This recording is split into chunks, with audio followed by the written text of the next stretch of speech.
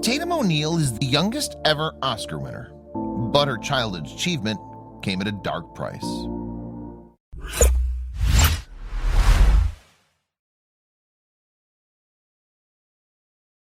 But before we start, please give the video a like and make sure to subscribe to WonderBot and hit the bell so you'll never miss any uploads from us.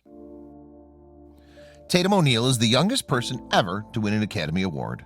She was a mere 10 years old when she received the honor in 1974.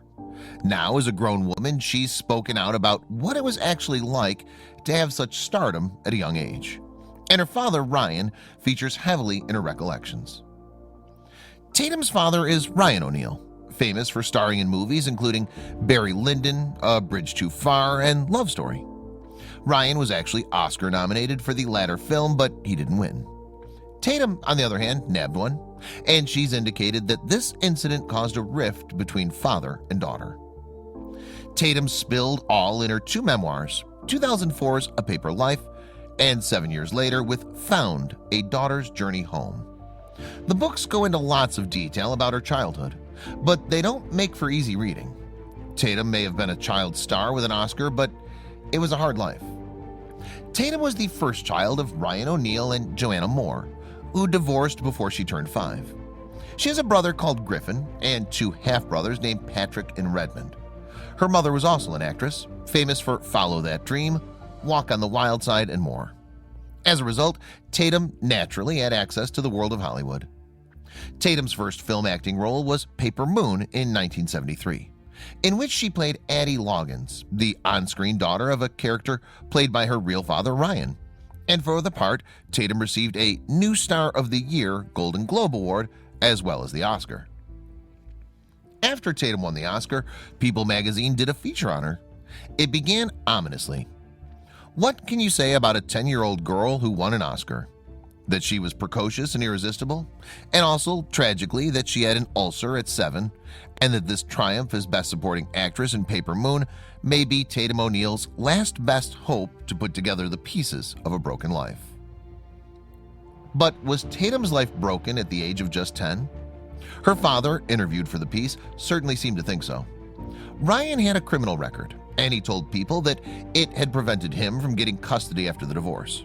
He said, "The judges always give them to the mother, and particularly if you have a jail record and have been involved in so many public love affairs." People related to readers the things Tatum, who'd become an overnight national celebrity, had been asked to do after her Oscar win.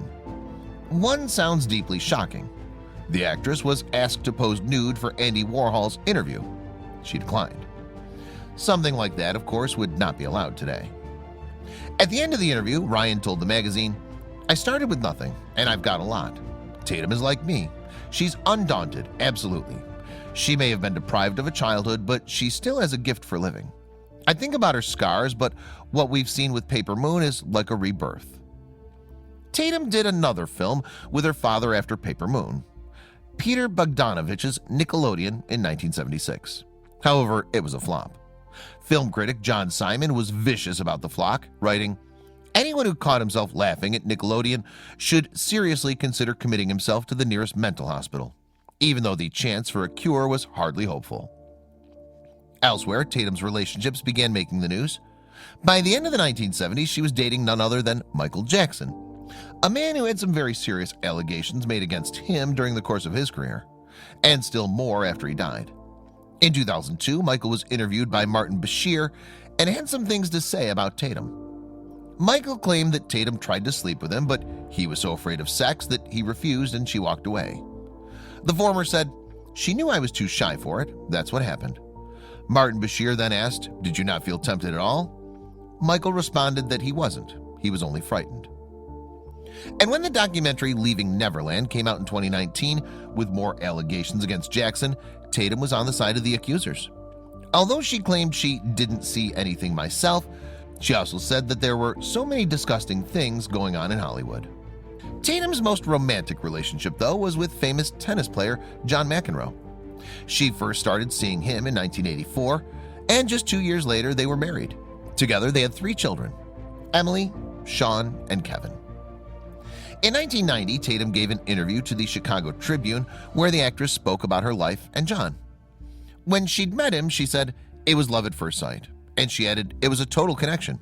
It was like, if I don't marry him, I'll die. John's career in tennis appeared to be on his way out at that point, but Tatum reassured the newspaper, he never had to be number one for me to be in love with him. Ryan was also interviewed by the Chicago Tribune for that article.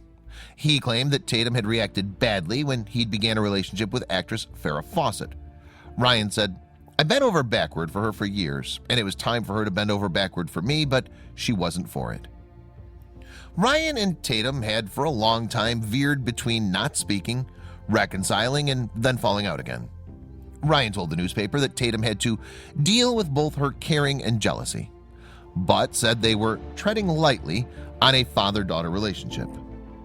As for his son-in-law John, he said, I like him a lot. He's a decent human being and a great tennis player. Ryan hadn't even been invited to his daughter's wedding. None of the O'Neal family had been. Tatum claimed in the article that she was doing good, however. Talking of herself and John, she added, we're just smart enough to want a marriage that works. I want my children to be children and to have a good young life. Sadly, however, John and Tatum's relationship ended in 1992. And in an interview with Entertainment Weekly the following year, she talked about his alleged infidelity. Tatum said, I had a girlfriend betray me. She started dating John. I had a couple of nannies too who went with John. Tatum went on, I've always been someone who trusted people until they burned me, and now I don't trust people very well at all. Tatum's friend Sherry Goffin, meanwhile, claimed to the magazine, John was emotionally abusive and difficult to live with. It's not my place to say, but I don't think there's a chance in hell they'll get back together. At the time of the separation, Kevin, Sean, and Emily were 7, 5, and 2 respectively. But Tatum was determined to be a good mother to them no matter what else was going on in her life. She told Entertainment Weekly, I've totally been available for my kids, and I feel like no matter what happens, they'll feel like they're the priority. Tatum had decided to return to acting with a TV movie called Woman on the Run, the Laurencia Bembenek story. She said, it was her first major role for almost a decade. She continued, I couldn't keep waiting for that great artsy project to come and take me into the mainstream. I sort of felt like there's a biological clock ticking in terms of my work. Unfortunately, Woman on the Run failed to make much of an impact. People magazine wrote of it, not only is it slanted, the film is also hollow at the core because there's still a good deal of rust on Tatum's acting skills. She rarely raises her voice above a tentative whisper until late in the second night. Tatum's had a lot of ups and downs since those days. On the plus side, she appeared in several TV shows throughout the 2000s, including Sex and the City, Rescue Me, and Wicked Games. And come 2006, she competed on Dancing with the Stars, although she and partner Nick Kosovich were sent home in the second round.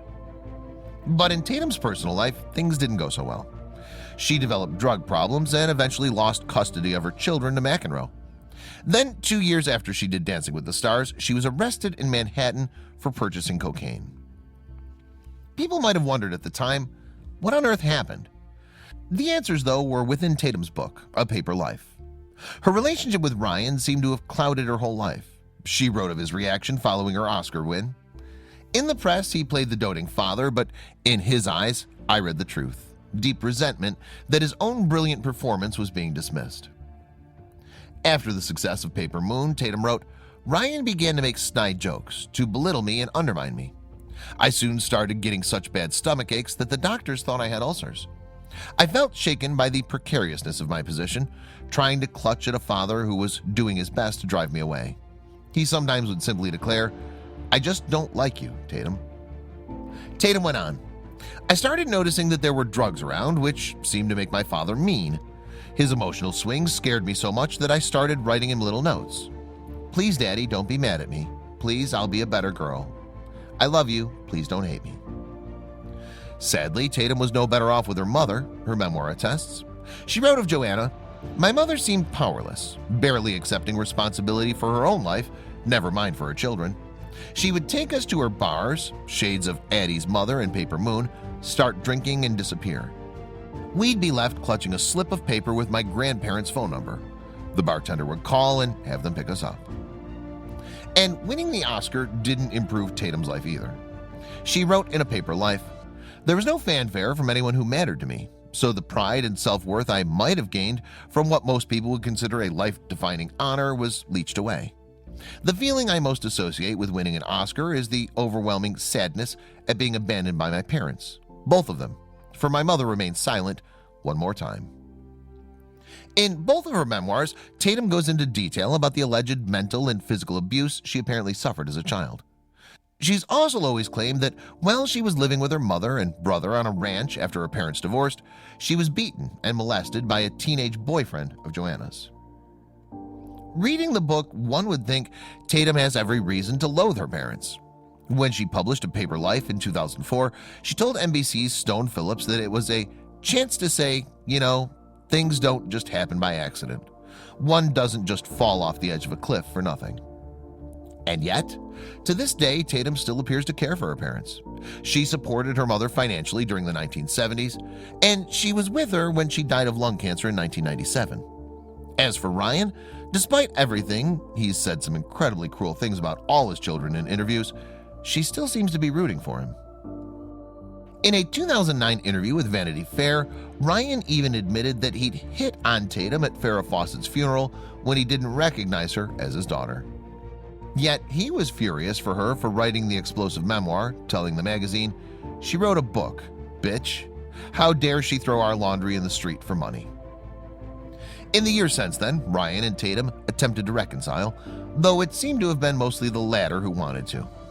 Nevertheless, in 2018, a time when the actress seemed to be doing much better in her life, she told the LA Times, "I learned a lot from my dad, all the good things I learned about myself." And Tatum went on, "I think my dad got sick of being the caretaker. I think he wanted his own life and his own career and own stuff. I'm over it now. I wasn't for a while. He's never really forgiven me for talking about it. I hope one day he'll be able to let us be close again. It breaks my heart, actually." Tatum's 3 children have a great relationship with her now. In the 2018 LA Times piece, her daughter Emily noted, "She wasn't given the tools to be a great mother, to be empathetic, and to rise above everything, and yet she did. That's the real kind of unbelievable feat in my eyes." It seems that despite everything, Tatum was able to break the cycle.